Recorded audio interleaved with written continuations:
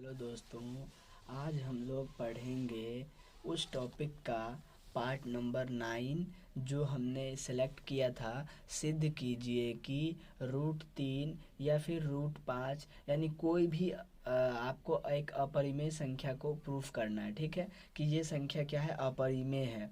ठीक है, तो हम लोग किसी भी संख्या को अपरिमेय संख्या प्रूफ करना सीखेंगे इस वीडियो में। ये बहुत इम्पोर्टेंट वीडियो है। इसका ये पार्ट नंबर 9 है। अगर आपने इससे पहले वाले पार्ट को नहीं देखा है तो प्लेलिस्ट में जाके उन सभी पार्ट को देख ले, क्योंकि इसी बेस पर आपके एग्ज़ाम में क्वेश्चन पूछे जाएंगे। तो इस प्रश्न को बड़े ही सिंपल तरीके से हम लोग सॉल्व करना सीखेंगे। हम लोग एक चीज़ जान लेते हैं कि अगर अपरिमेय संख्या प्रूफ करने के लिए बोला गया है तो दी गई संख्या को हम लोग क्या मानेंगे, परिमेय संख्या मानेंगे। तो चलिए हम लोग हल लिख लेते हैं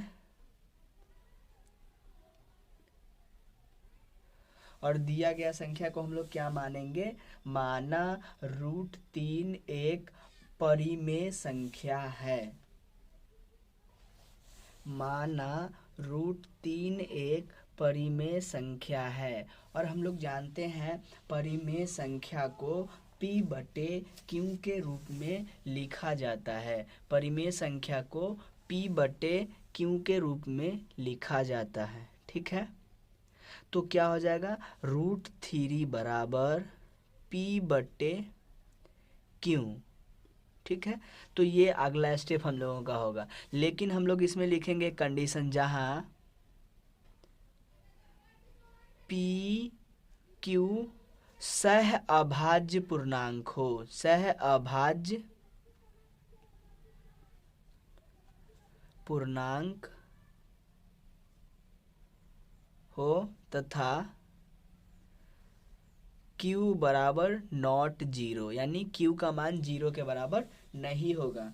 देखिए हम लोगों ने माना है, माना रूट 3 एक परिमेय संख्या है तो रूट 3 बराबर क्या हो जाएगा, P बटे Q, जहाँ P और Q सह अभाज्य। सह अभाज्य का मतलब बोलना होता है कि या तो वो 1 से कटेगा या फिर रूट 3, यहाँ पे रूट 3 है तो ये रूट 3 से ही कटेगा। अगर ये किसी और संख्या से कट रहा है तो हमने जो कंडीशन माना है वो कंडीशन को क्या करेगा, ये गलत साबित करेगा।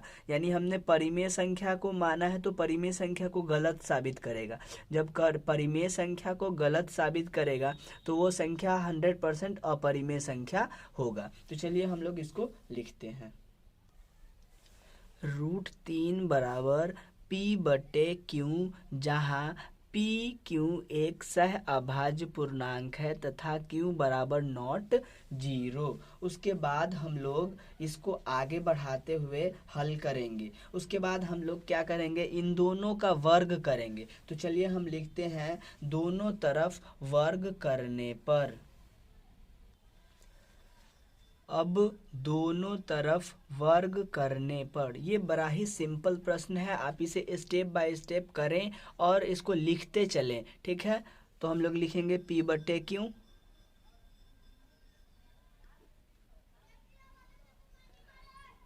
का वर्ग और रूट 3 का भी हम लोग करेंगे वर्ग। आगे हम लोग सॉल्व करेंगे। रूट 3 का हम लोग वर्ग करेंगे तो रूट 9, और रूट 9 का वर्गमूल कितना आएगा, 3। 3 बराबर, इन दोनों में वर्ग हो जाएगा तो होगा P वर्ग बटे Q वर्ग। ठीक है, उसके बाद आगे हम लोग बढ़ेंगे।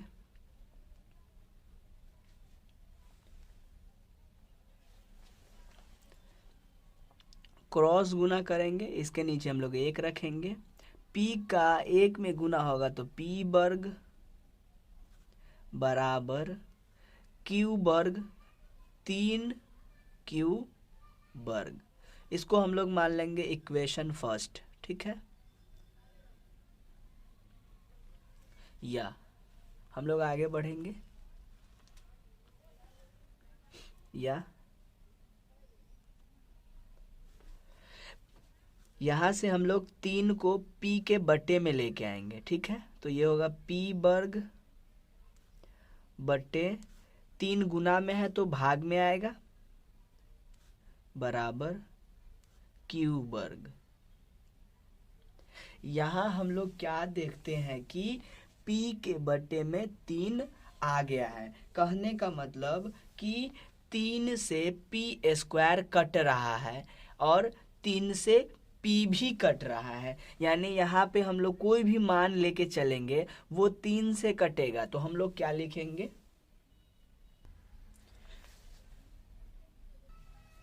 यहाँ हम लोग देखते हैं कि p स्क्वायर 3 से विभाजित है तो p भी 3 से विभाजित होगा। इस बात को हम लोग चलिए समझते हैं।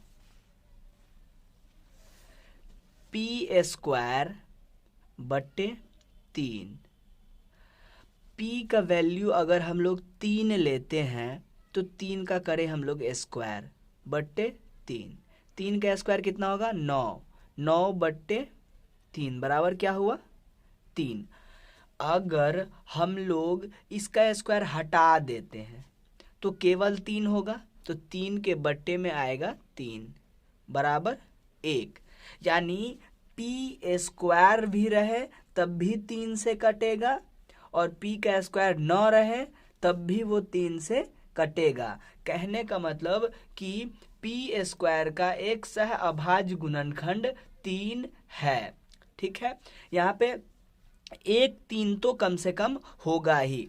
अगर कोई भी 3 ही संख्या है तो वो 1 और 3 को अलावा कोई संख्या से नहीं कटेगा, यानी एक संख्या 3 है और दूसरा संख्या 1 है, इसको हम लोग क्या बोलते हैं n बोलते हैं। या आप यहाँ पे p का मान अगर यहाँ पे आप 9 मान लेते हैं, ठीक है, तो 9 को अगर आप काटेंगे तो 3 गुने 3, तो उसमें 1 3 है, कहने का मतलब उसका एक सहभाज्य गुणनखंड 3 होगा। अगर यहाँ पे आप 24 मानते हैं और बट्टे में करते हैं 3, तो कहीं ना कहीं ये 8 तिहाई 24 लिख सकते हैं या फिर 3 8 24। तो इसमें उसके पीछे कोई भी संख्या हो लेकिन उसमें 1 3 तो होगा ही, 1 3 इसमें है तो इसका p का सहअभाज्य गुणनखंड 3 होगा, इसीलिए हम लोग लिखते हैं इसमें कम से कम 1 3 तो होगा ही। यहाँ पे आप देख रहे हैं कि p स्क्वायर 3 से विभाजित है तो p भी 3 से विभाजित होगा, अतः p का एक सहअभाज्य गुणनखंड 3 है।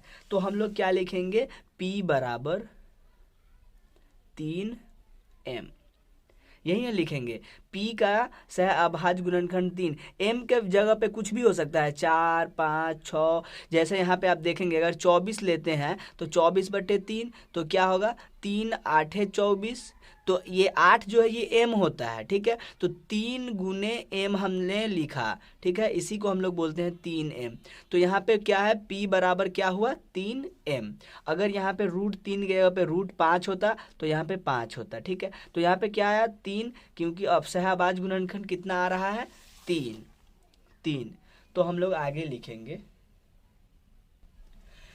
p का सहअभाज्य गुणनखंड 3 है, ठीक है, इसीलिए हमने p बराबर 3m लिया है, ठीक है। अब हम लोग क्या करेंगे, p का मान समीकरण 1 से रख देंगे, तो लिखेंगे या, तो समीकरण 1 को पहले हमने उतार लिया, p स्क्वायर बराबर 3q स्क्वायर। अब p के जगह पे कितना रखना है 3m, लेकिन इसमें स्क्वायर लगा हुआ है तो हम लोग लिखेंगे 3m का स्क्वायर बराबर 3q, q का स्क्वायर है तो q का स्क्वायर। आगे हम लोग बढ़ेंगे, 3 तिहाई 9 और m का स्क्वायर करेंगे तो m स्क्वायर बराबर 3q स्क्वायर। हम लोग आगे बढ़ेंगे,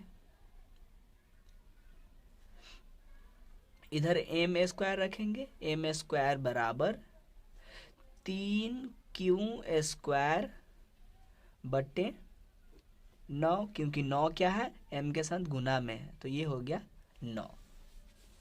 यहाँ से आप देखेंगे कि 3 एकम 3, 3 तिहाई 9,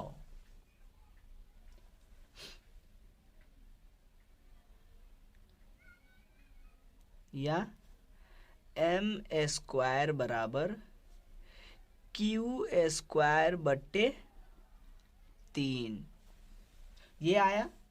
तो यहाँ कहने का क्या मतलब है, वहाँ हम लोगों को क्या आया था, पी स्क्वायर बट्टे 3, और यहाँ पे आया है, वहाँ पे क्या आया था, पी स्क्वायर बट्टे 3, इसीलिए हम लोग लिखे यहाँ पी स्क्वायर 3 से विभाजित है, तो पी भी 3 से विभाजित होगा। अतः पी का एक सह अभाज्य गुणनखंड 3 है, इसीलिए हमने p बराबर 3m लिया, इसको हमने समझा है। और उसके बाद इस p का मान समीकरण 1 जो हमने था उसमें रखा, तो एम स्क्वायर का मान भी हम लोगों को कितना मिला, क्यू स्क्वायर बट्टे 3। तो हम लोग इसको क्या लिखेंगे, यहाँ भी क्यू स्क्वायर 3 से विभाजित है, इसीलिए q भी 3 से विभाजित होगा, अतः q का भी एक सह अभाज्य गुणनखंड 3 होगा।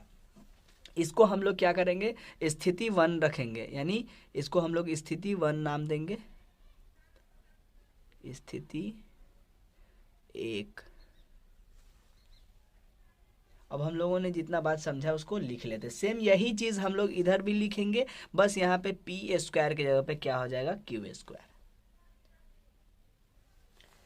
तो यहाँ क्यू स्क्वायर 3 से विभाजित है, क्यू स्क्वायर 3 से विभाजित है, तो क्यू भी 3 से विभाजित होगा, अतः क्यू का एक सह अभाज्य गुणनखंड 3 होगा। ये स्थिति 2 हो गया। अब यहाँ पे हम लोग एक बात को समझते हैं कि हमने ऊपर क्या बोला था, माना √3 एक परिमेय संख्या है, इसीलिए √3 बराबर p बटे क्यू, हमने इतना माना था, ठीक है, यही चीज को हमने माना हुआ है, ठीक है। जहाँ p और q एक सह अभाज्य गुणनखंड है, सह अभाज्य पूर्णांक है, कहने का मतलब या तो वो p से कटेगा या फिर वो q से कटेगा, ठीक है, या फिर संख्या से कटेगा। इसके अलावा अगर ये किसी और चीज से कटता है तो वो क्या होगा, जो चीजें हमने माना है वो गलत साबित हो जाएगा, ठीक है, गलत साबित हो जाएगा। P और Q एक सह अभाज्य पूर्णांक है, इस लाइन को हम लोग समझते हैं।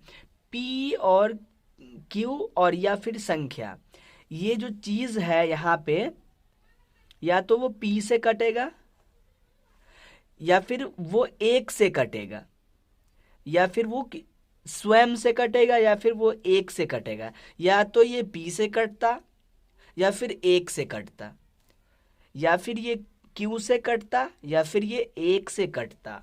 अगर इसके अलावा एक और p और 1 और q के छोड़कर ये किसी और संख्या से कटता है, तो हमने जो माना था कि माना √3 बराबर एक परिमेय संख्या यानी p बटे q, तो ये गलत साबित हो जाएगा। हमने ये माना था तो ये गलत साबित होगा।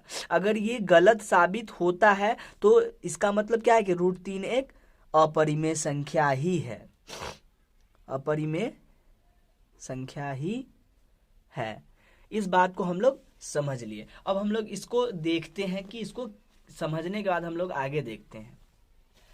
लेकिन हम लोगों के सामने दोनों कंडीशन में गुणनखंड कितना आ रहा है, पहले वाले गुणनखंड में भी गुणनखंड 3 आ रहा है और इसमें भी गुणनखंड 3 आ रहा है, यानी p को और q को और 1 को छोड़ के कोई और संख्या यानी 3 से भी ये कट गया, तो जो हमने माना है वो गलत साबित हो गया, ठीक है। तो हमने स्थिति 1 और स्थिति 2 लिया हुआ है, तो लिखेंगे स्थिति 1 और 2 से जो हमने माना है वो गलत साबित हो गया, अतः √3 एक अपरिमेय संख्या है। इतना बात हम लोग लिख लेंगे। स्थिति 1 और 2 से जो हम लोगों ने माना है वो गलत साबित हो गया, अतः √3 एक अपरिमेय संख्या है। चलिए अब हम लोग स्क्रीनशॉट ले लेते हैं।